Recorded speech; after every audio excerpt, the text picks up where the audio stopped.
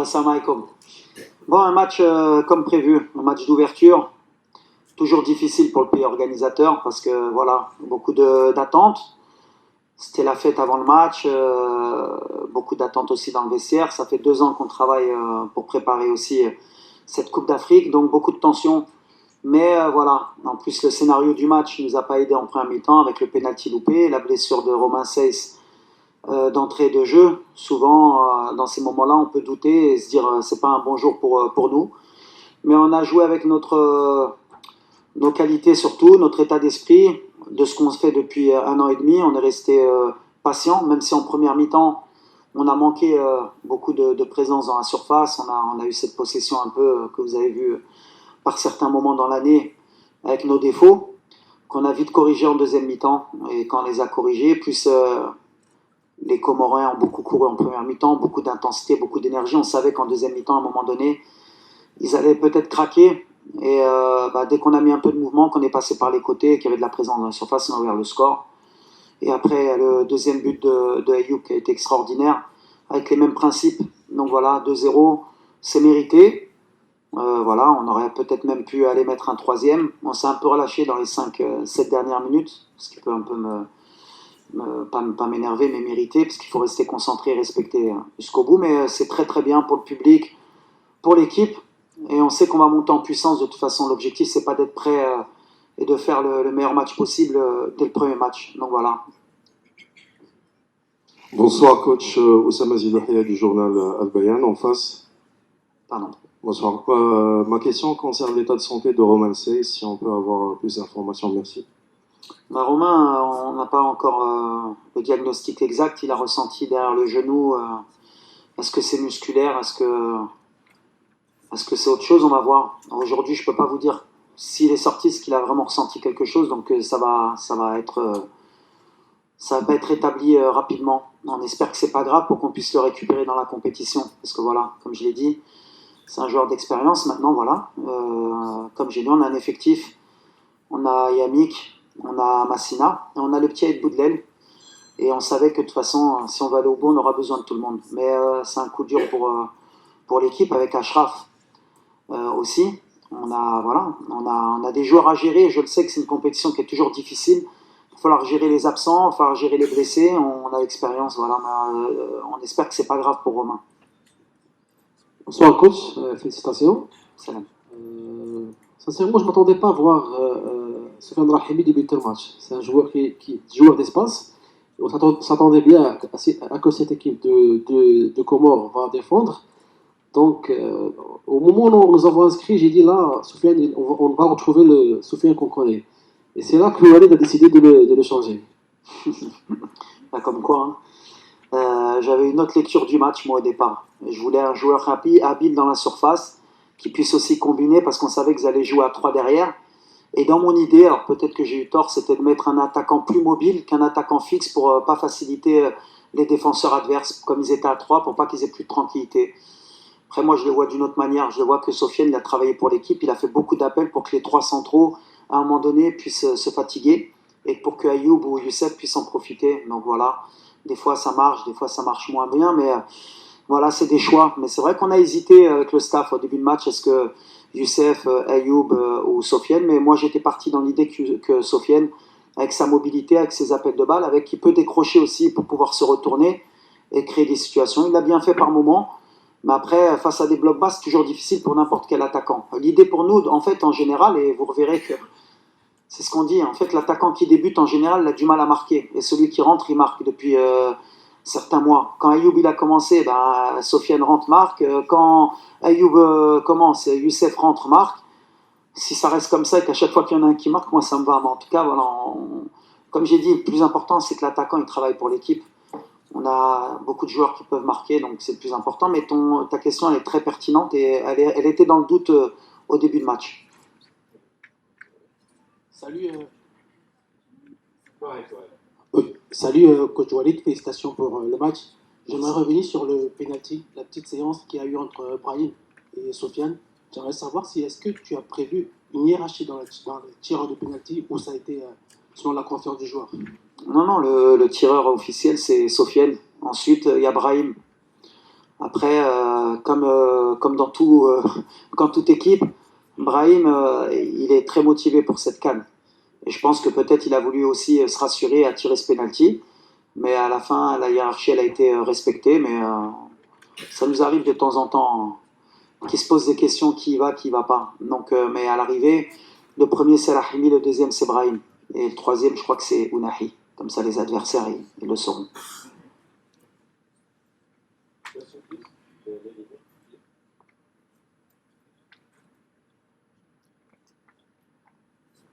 Bonsoir à tous, on est dans la finale du 360. Félicitations pour ce sélectionneur national pour votre entrée en lice.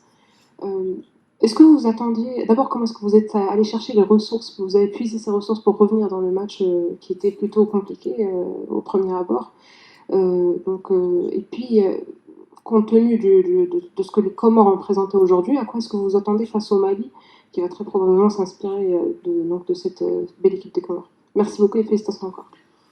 Non, on a insisté à la mi-temps. Moi, déjà, on a quand même corrigé certaines choses qui ne me plaisaient pas. C'était important. Mais ensuite, l'avantage de cette année et demie et 2 ans, c'est que c'est les mêmes scénarios. Vous avez vu les mêmes matchs à chaque fois. Donc voilà, on s'est dit de rester dans ce qu'on sait faire, d'être patient et qu'en deuxième mi-temps, forcément, ils allaient craquer parce que voilà, la débauche d'énergie que doit fournir l'adversaire quand il est aussi bas et quand il doit courir sans le ballon, avec l'intensité qu'on met à la perte, ben nous aussi on perd de l'énergie, mais on a un banc qui permet de garder cette énergie. À un moment donné, à part sur un accident, voilà, on se doit de marquer. Donc c'est ce qui est arrivé. Donc on a repositionné certains joueurs en leur expliquant exactement qu'il fallait revenir à nos principes. À partir du moment où ils ont respecté les consignes, ben voilà, c'est beaucoup plus facile pour nous. Ensuite, attention, les Comores, faut respecter, c'est une belle équipe, elle pose des problèmes à tout le monde dans sa dernière participation, que ce soit à la CAN.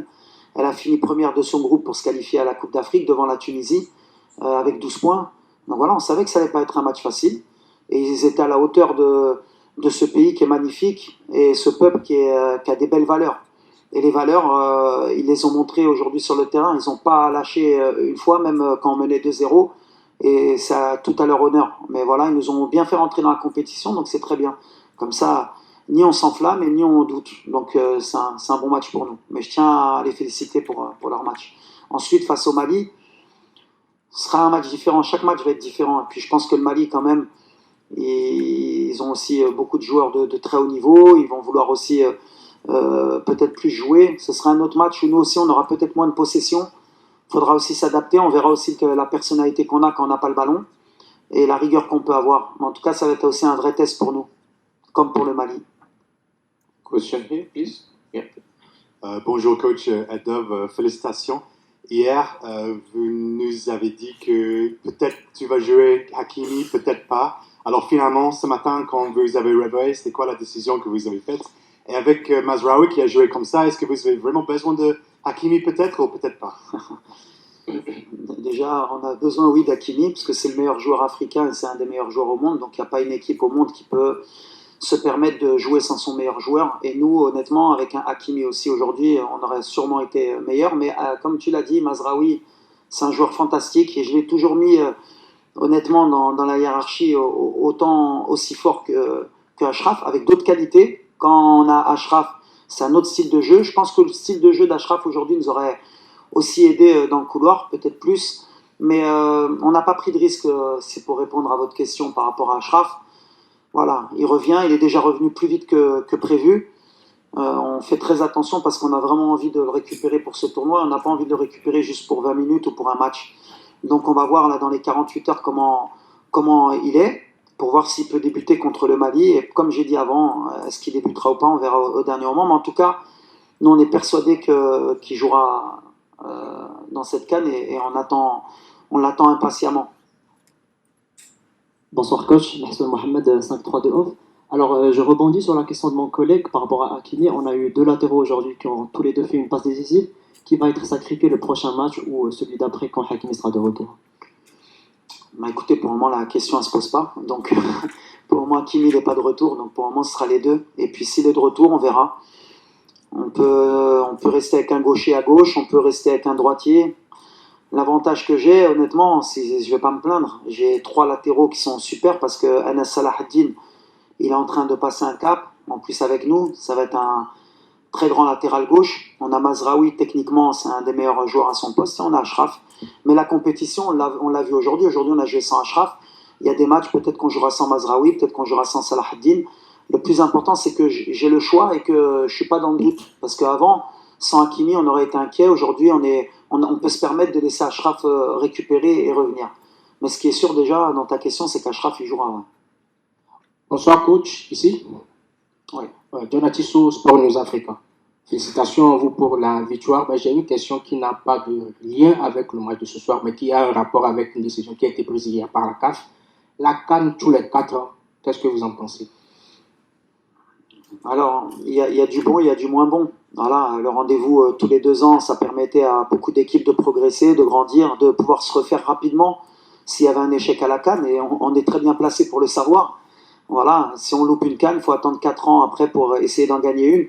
Ça va être de plus en plus difficile justement de s'imposer, mais en même temps, honnêtement, quand on voit les problèmes qu'on a eus avec nos joueurs en Europe, voilà, aujourd'hui, les clubs, les plus grands championnats, ils sont en Europe, les meilleurs joueurs africains jouent en Europe, il y a des intérêts, et beaucoup de joueurs africains qui sont sous-cotés dans les clubs parce qu'ils jouent cette CAN tous les 2 ans, ça leur permet pas des fois de passer un cap, et c'est dommageable pour eux. Alors peut-être qu'il y aura un mal pour un bien, peut-être le fait que les clubs européens sachent qu'un Africain joue que tous les 4 ans la CAN, peut-être qu'ils mettront l'argent que méritent ces joueurs, et peut-être qu'ils feront plus confiance à ces joueurs parce qu'ils sauront qu'ils les perdent moins pendant la CAN.